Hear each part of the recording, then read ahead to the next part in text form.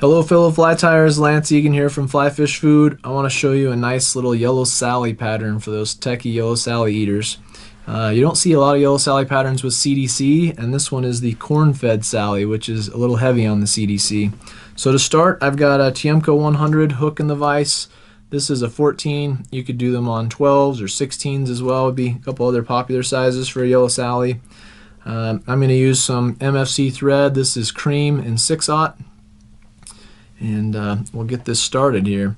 So I'll just start the thread, work it back to towards the bend of the hook, and then I'm going to take some Glow Bright. This is Glow Bright number 5, and Glow Bright is going to be tied in along the shank and into the back. So a lot of yellow Sallies will get kind of an orangish hue to the back end of their abdomen, and others will also even have an egg sac that's really orange. So what I'm going to do is tie that in, and then I'm next going to add the body, and then I'll come back to that Glow Bright in a second. The body is super fine dubbing in pale yellow, so we'll add that on. Super fine is really easy to work with. You can pull off a little pinch, just like always. A little bit of dubbing goes a long way. Super fine is great because it makes a really fine dry fly type body. It's pretty easy to taper, pretty easy to add to the dubbing noodle as well, so it's one of my favorite dubbings for dries. So I've got the dubbing on there. Notice I'm leaving a little bit of a space at the back end where I'm not putting dubbing. That's on purpose. Okay, then I'm just going to wrap this up towards the front of the hook, towards the eye. Make a tiny bit of a taper there at the very end. And now I'm going to catch the thread on the eye and use the bobbin cradle on the rotary. I'm going to twist this Glow Bright up a little bit and use the rotary function. So I'm going to make kind of a little hot spot back here, oops, with the Glow Bright. And then once I've got the hot spot in place, now I'm just going to wrap this through and just segment the yellow body with the Glow Bright. So I've got quite a bit of tension on that to make sure it's nice and tight. I'll capture it with the thread. Maybe too tight. I slid that last wrap down, but it'll still be okay. Get rid of the Glow Bright.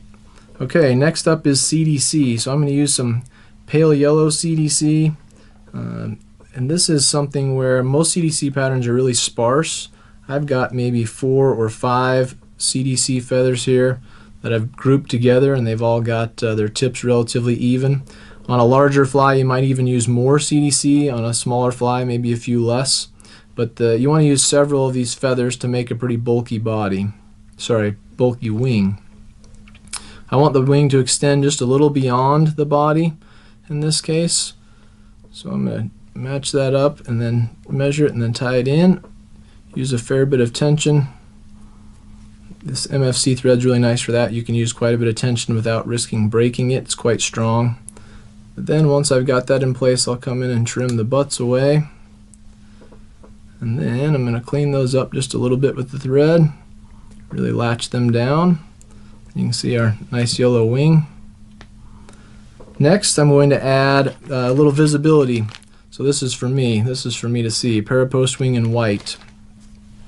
So I'll take a bit of this parapost wing, tie it in over the top, and I'm just going to elbow it in. So I get a couple wraps over the top, and then I'll fold this piece back and capture it with the thread so that now I've got it doubled. It can't slip out this way. So it's tied in nice and tight. And then I'll come back and trim that just a little shorter than the wing. Again, that's just for visibility for me. The fish don't need that white part. They're going to look at it from underneath, so they won't even see the white.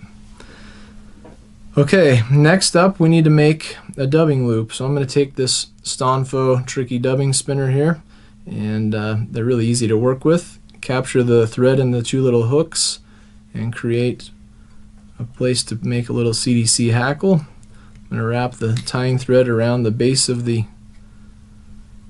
dubbing loop once just to hold it in place. Then I'm going to take just a tiny bit more of this pale yellow superfine and wrap it around the thread here at the top so that my thread loop has something to bite into when I go to make this Cdc hackle. So I can taper this a bit with the dubbing and just create a base that's a little softer. Oops. For the thread loop to grab hold of. Okay, Let's get my tool back in here. There we go. Next up, I've got two larger CDC feathers that I've already kind of grouped together so the tips are relatively even. Turn it sideways, maybe you can see the two stems. And I'm going to come in with a clip like a STONEFLY clip or a Petitjean clip and grab hold of the sides of those. And then I'm going to trim them away from the stems so that the clip is just holding them in place. And now, so I've got just one feather here in my finger, but I had two a second ago. I've trimmed away one side of it, and the next fly I can now use the other side.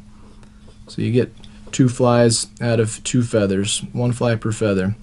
Now I'm going to open up the dubbing loop and slide the clip in it, and then pull down on the loop tool, which tightens up the triangle, and slide the clip out of the way, and then use the little spinner on the dubbing tool to create a nice little Cdc hackle. So you can see I'm spinning it up, it's making a neat little rope. There you can see it a little bit better. If some of those fibers get trapped, you can take a Velcro tool and pull some of them back. But once you've got them nice and tight, then we're going to build a Cdc hackle on the front. So this can get pretty buggy, but that's okay, that's the idea. I'm just going to make a wrap, pull the fibers back with my fingers, make a wrap, pull the fibers back again. This will probably be my last one.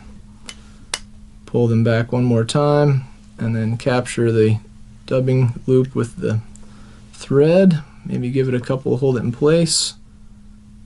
Get rid of that dubbing loop. And now I'm just going to pull the fibers back with my fingers and try and make a relatively clean head.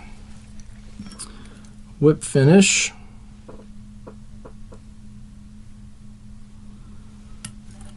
Pull down tight on the whip, and we're just about there. This guy ends up being quite buggy. I've just got a Velcro tool here. You could use a little comb or anything to pull those fibers out. This thing will float like crazy. You just have to use a floating that's tolerable for CDC. As you can see, it's got the nice little hot butt back in here. It's a nice profile, floats well, easy to see, and I think you'll find that even for the most selective feeders of yellow Sally eating trout, this one will take them. Give it a whirl. It's not too challenging really. The hardest part is getting used to that dubbing tool. If you get the hang of that, you can do CDC dubbing or CDC hackle, let's call it, on parachutes, on caddis, on all kinds of things. It's a really cool tool. Put it to use and go catch a fish.